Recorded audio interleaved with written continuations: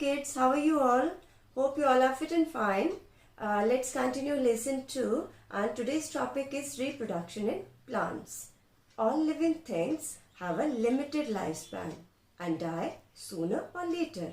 So they produce young ones like themselves during their lifetime so that their species may not die out. This process is called reproduction. So, reproduction is the process by which living things generate new individuals of their own kind. So, here we will discuss about the reproduction in plants.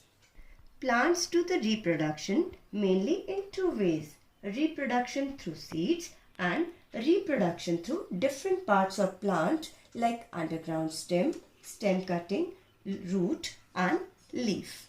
Let us study these two ways in some detail, but today we will learn about the reproduction through seeds only. Firstly, we will discuss about the reproduction through seeds. The seed of a plant usually develop inside the fruit. As the fruit ripens, the seeds become mature.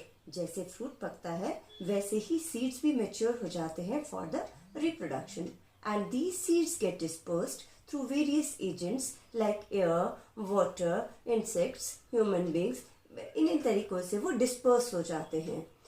But all the seeds that drop in the soil do not grow to form new plants. ऐसा नहीं है कि जितने भी seeds जो हैं वो soil में जाते हैं, they grow into new plants.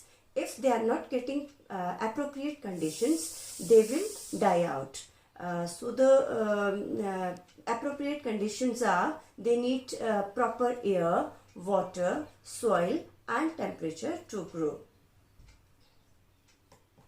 Here you can see the picture of Seychelles coconut, the largest seed among all plants.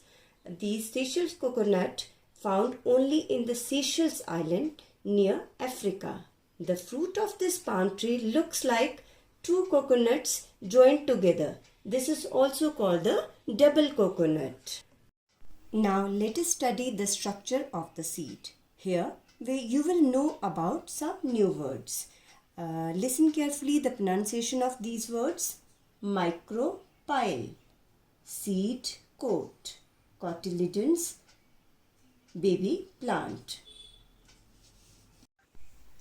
Here we will see the structure of the seed. This is the entire seed. Here you can notice a hole. This hole allows water to enter inside. This hole is called micropyle. And here you can see the outer covering. This outer covering is called seed coat. These seed leaves are called cotyledons. Some plants like pea, gram, bean have two cotyledons, whereas rice, wheat, maize have only one cotyledon. Inside these seed leaves, there is a baby plant. Here you can see the baby plant. The baby plant has a tiny root and tiny shoot. The cotyledon root for the baby plant to grow. Now I will show you one soaked gram seed. Here you can see the micropyle, the seed coat,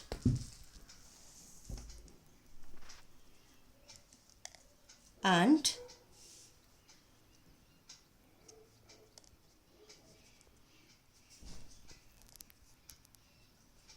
these are the cotyledons. And here we can also see the baby plant.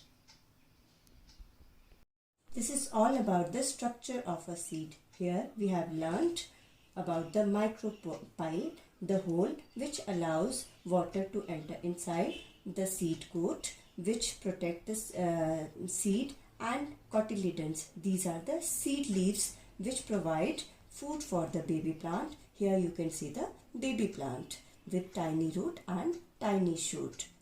In my next video, I will tell you that how seeds get germinated.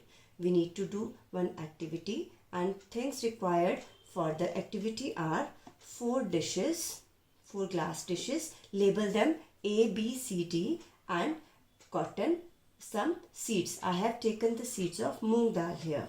In the first dish, dish A, I have kept the moist cotton. I have put some water and seeds in it. In the dish B, I have kept the seeds without water at room temperature. In the dish C, I have kept the seeds in a dish completely filled with water at room temperature. In the dish D, I have kept the seeds on moist cotton, but I will keep this in the refrigerator. These all things you need, and later we will know in which dish the seeds will be germinated. This was all about structure of seed. In the next video, I will tell you about the germination of seeds. Take care. Thank you.